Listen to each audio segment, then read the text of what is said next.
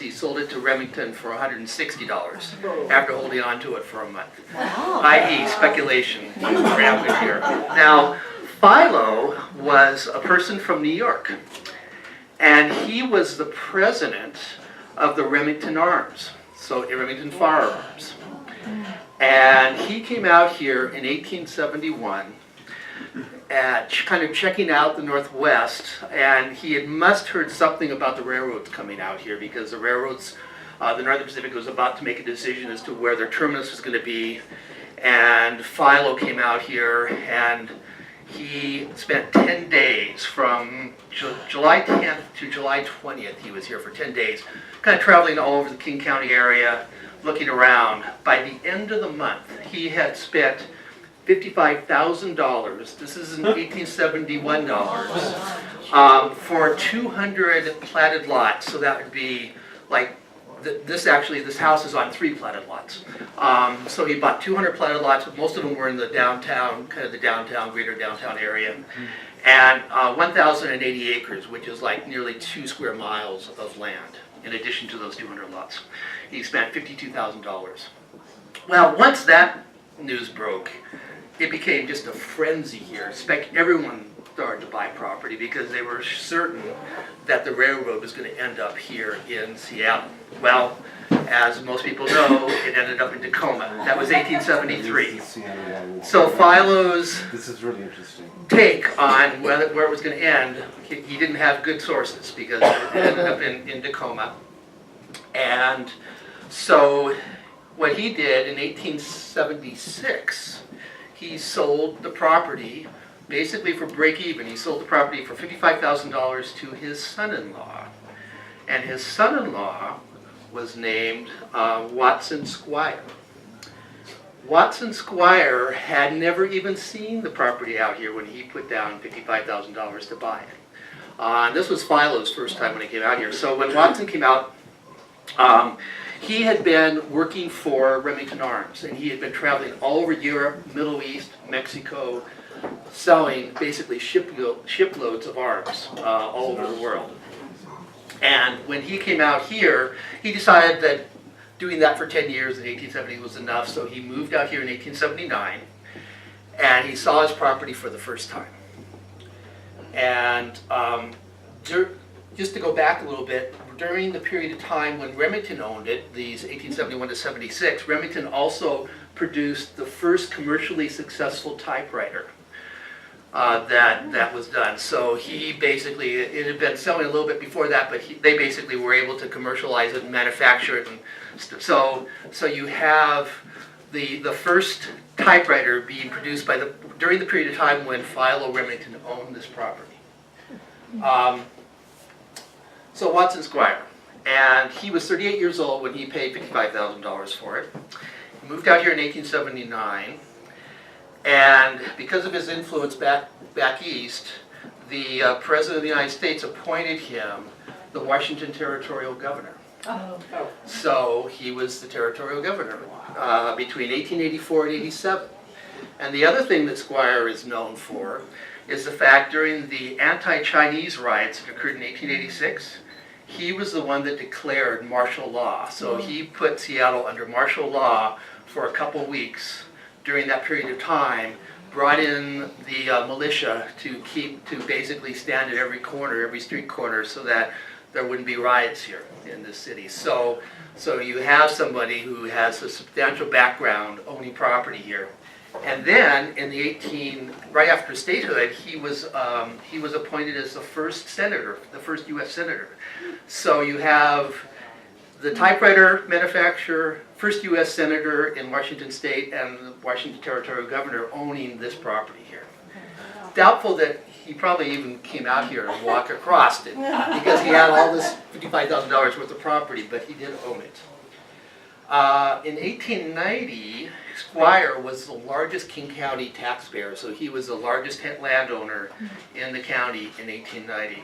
So it was a pretty major thing. In 1894, his real estate holdings were estimated to be $1 million, is what he owned.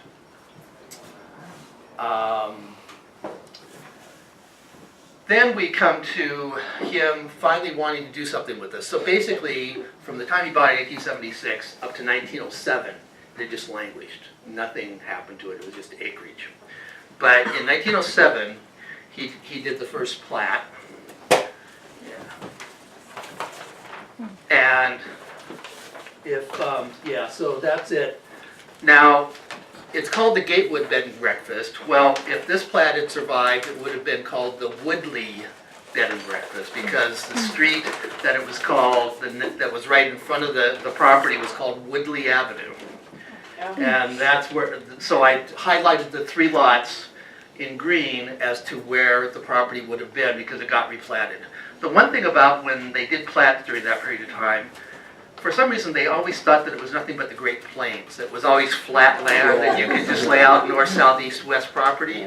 Well, it wasn't. And so they realized that they wouldn't be able to sell anything if they kept with this street grid. So the next one, they replatted a part of it, and this is highlighted in red, the area that was replatted, and this is what was done in 1909, and that's where the property is.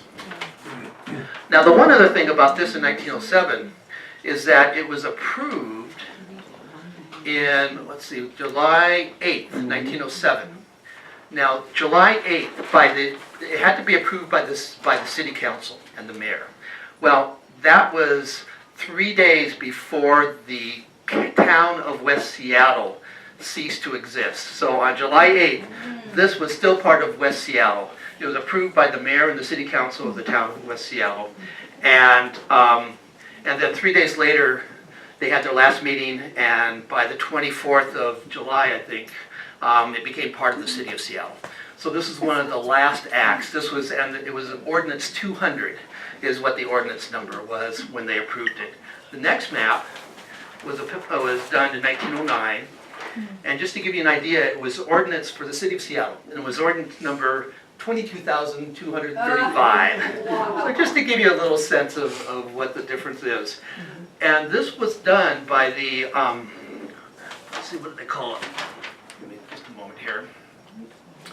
The Union Trust Company, and the Union Trust Company was a company that was created by Squire, basically to sell off his real estate. And so when he moved out here in 1879, he basically lived the rest of his life here in Seattle and sold off the property. And that's what he made his money on. He was well off. So that's kind of a brief history. Now, just to give you an idea, yes?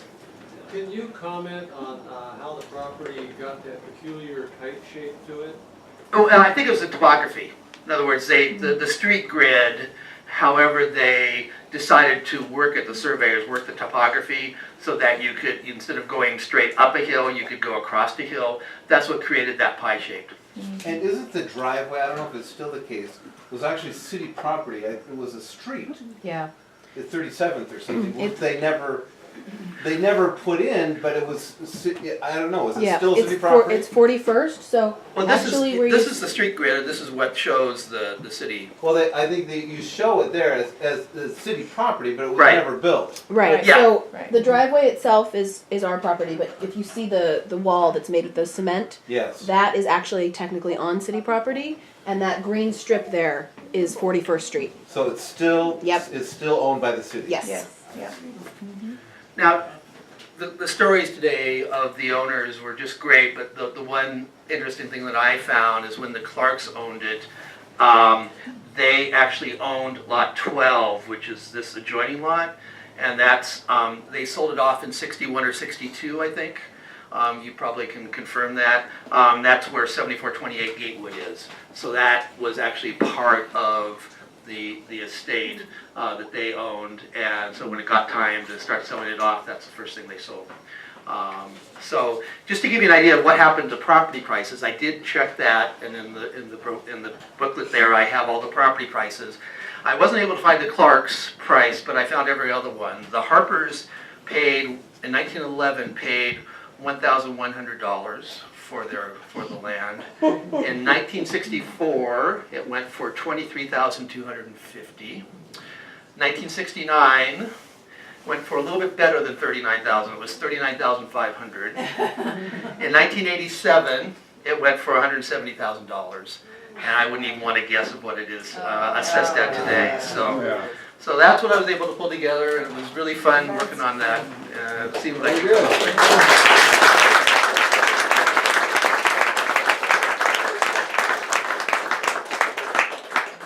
And Greg, what can you tell us about what's going to happen with this notebook? Oh, I'll leave it here, and I haven't had a chance to kind of put things together on it, but one thing I did do, there are some maps in these plats. I made 8.5 by 11 plat maps for one each for the 5 families, and I left it with Bethany, and also the earlier plat, and then that colored, General Land Office survey map. So I assume that they'll be sending them to you. I only did one set for each family, and I didn't do any for the Pattersons, or I think one of the renters. Yeah, I didn't do it for them. I just did it for the owners, so maybe they can make some extra copies if anybody else wants any. So and for this, I will leave this at the table over there. And also, I have right on the front balcony, I have an old Crow atlas that shows actually the entire city. It was done in 1928. It shows the footprints of all the buildings that existed in 1928 and shows where they are, and you can look up where you live and see what the neighborhood looked like in the late 20s, early 30s. Nice. So that's out front, and you can you can look at that and browse through that too. Thank you. Greg Lang, everybody. Okay, we're over time.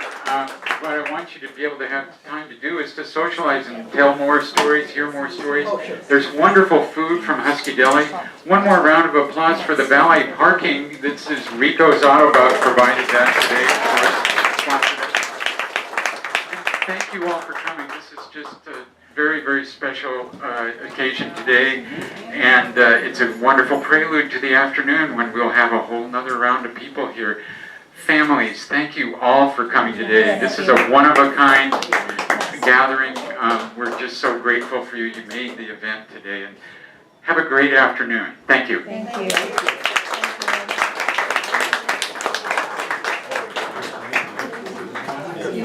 Are you all right?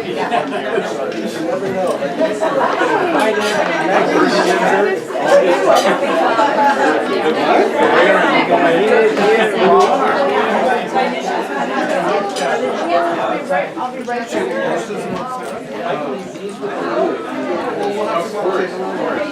See people you recognize? Yeah, I see Anita Futerer. Mr. Futerer? Yes, how are you? Nice to see you. My 2 kids were more here than over there. Yes. Oh my God! Yeah, I know.